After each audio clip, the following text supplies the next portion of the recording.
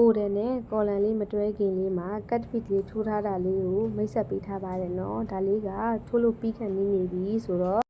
အားလုံးကြည့်လို့လွယ်အောင်လို့ဆိုပြီးတော့တလိုင်းလေးထိုးပြပေးထားပါတယ်နော်ကဲအဲ့တလိုင်းလေးကိုဘယ်လိုစထိုးထားတာလဲဆိုတော့အချီလေးကိုအရင်တွင်းထားပါတယ်တွင်းပြီးတော့ကိုလိုချင်တဲ့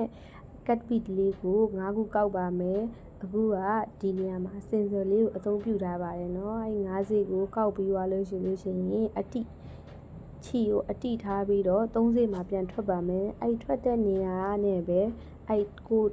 သုံးထားတဲ့အဲ့ကြံတဲ့3စိမှာပဲပြန်ဝင်ပါမယ်ဝင်ပြီးတော့ချီကိုအားလုံးဆွဲထုတ်လိုက်ပါမယ်ကဲအခုပြနေတဲ့ပုံစံလေးနဲ့ပေါ့နော်အဲ့အဲ့လိုလေးချီလေးကိုဆွဲထုတ်ပြီးသွားပြီဆိုလို့ရှိရင်9စိပြန်ကောက်ပါမယ်9စိပြန်ကောက်ပြီးသွားလို့ရှိရင်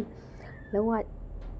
အတိထားပြီးတော့အရှိက line ကိုအပေါ်ရန်လေးပဲကလော်ပြီးတော့ဝင်ပါမယ်နော်အခုကင်မရာလေးကနည်းနည်းလေးလှုပ်နေတော့တိခံပြီးကြည့်ပေးပါနော်နောက်ဆိုလို့ရှိရင်ကောင်းကောင်းလေးနဲ့ရှယ်ရိုက်ပြီးတင်ပေးပါမယ်အခုကစီကွန်ထိုးလို့ပြီးသွားပြီဆိုတော့ဒီလို luxury ဆန်တဲ့ကော်လန်လေးကိုဒီတိုင်းဒီအလွယ်ဆုံးနည်းလေးနဲ့ထိုးထားတာပါ